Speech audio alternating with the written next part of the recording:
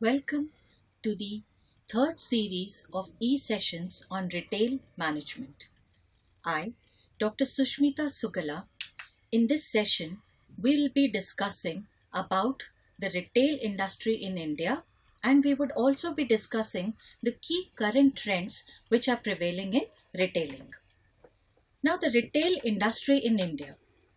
Let us try to see how significant is this industry.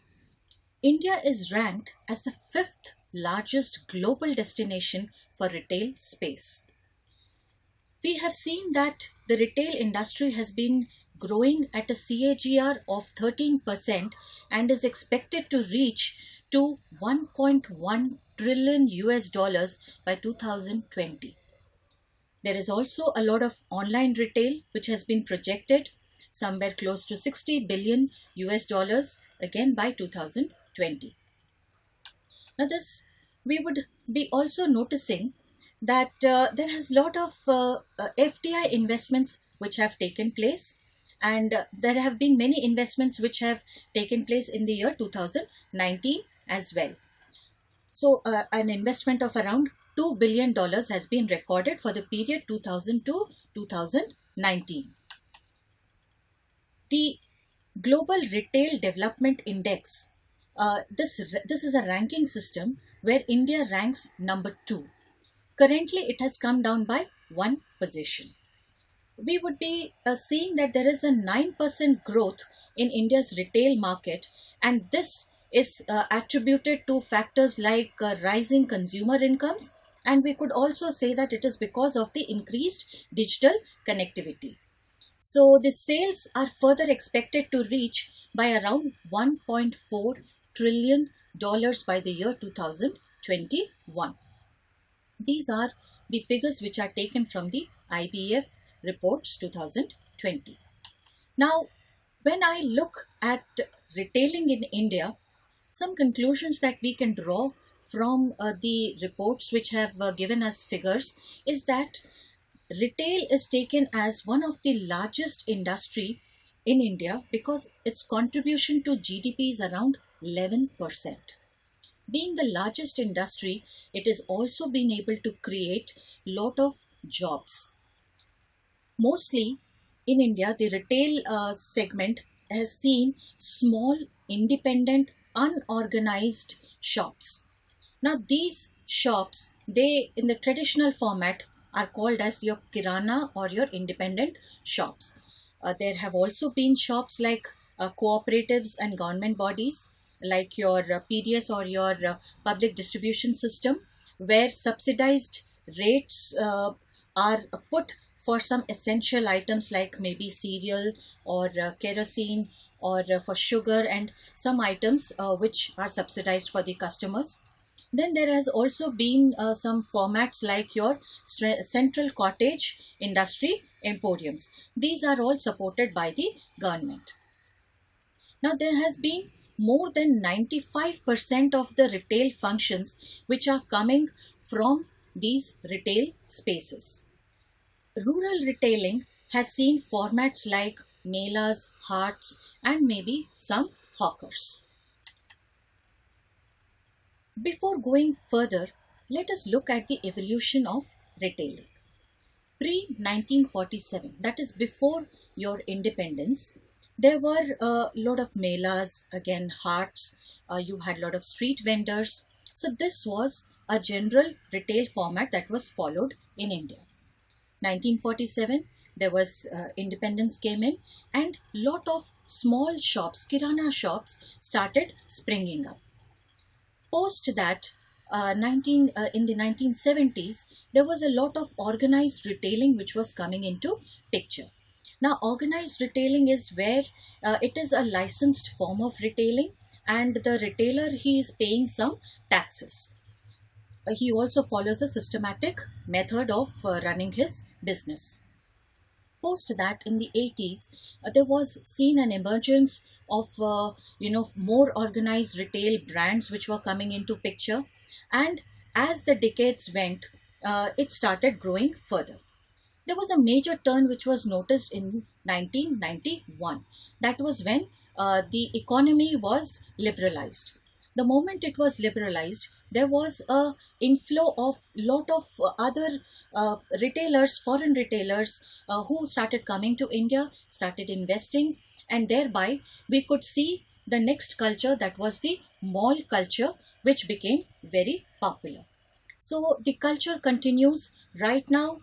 We would see that there are many brands which are trying to open as large single independent stores.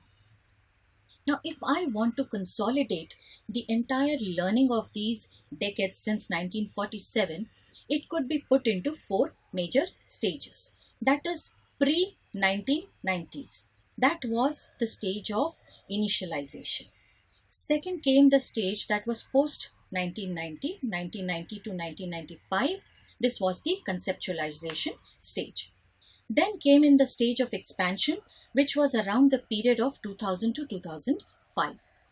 2010, this saw the period of consolidation, where the experimentation was done, people understood what was popular, and a lot of mall culture has now been accepted by the Indian public.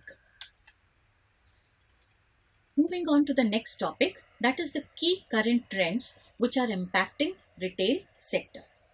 So the first one is the role of IT in retailing. This is, as we understand and we have seen, that internet has been changing the face of IT. Now, once internet has been very freely available, there is a lot of cyber retailing which is happening.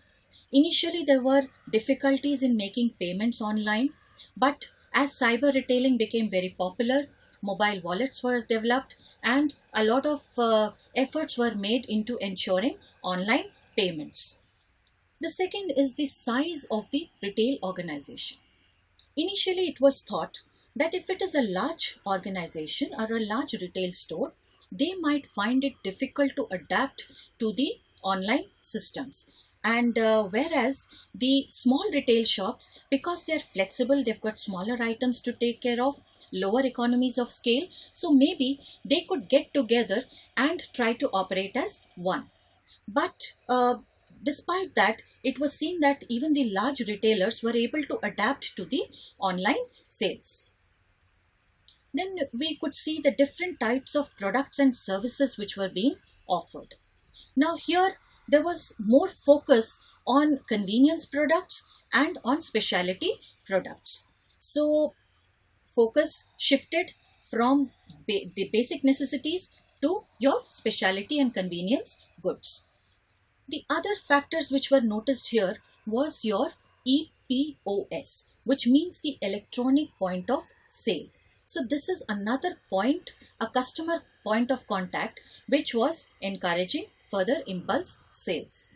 Then we have this EDI, that is your electronic data interchange, which was again helping customers online to see the different types of products being displayed and then to be able to buy whatever they liked. The fourth concept which was visibly seen is the vertical retail concept. Now this concept is where the boundaries have become very fluid. Within a shop, there is another shop. So if I have a big bazaar, then I have another shop for electronic goods separately within big bazaar. There is another shop for accessories which is inside big bazaar. So the boundaries have merged, or you can say that the boundaries have blurred, and this is also called as your shop-in-shop concept. The second point which could come under the vertical retail concept is your retail ecology. This is nothing but studying the retail industry or the retail shops and also the behavior of the customers in a specific retail atmosphere. This was essential in order to check whatever trends is coming forward and how it is going to in future impact your retail industry. Then the next trend which was observed, that was branding through retailers. Now the retailers, they act as gatekeepers. They are the ones who choose what products could be put forward in the shops or which could be displayed to the customers. So these people, they were indirectly trying to brand a product. Now, the lifestyle clustering was also visibly seen because everybody was now not trying to put products which was suiting a certain segment, but the products which were being introduced into these large retail organized retail shops was to do with a certain lifestyle.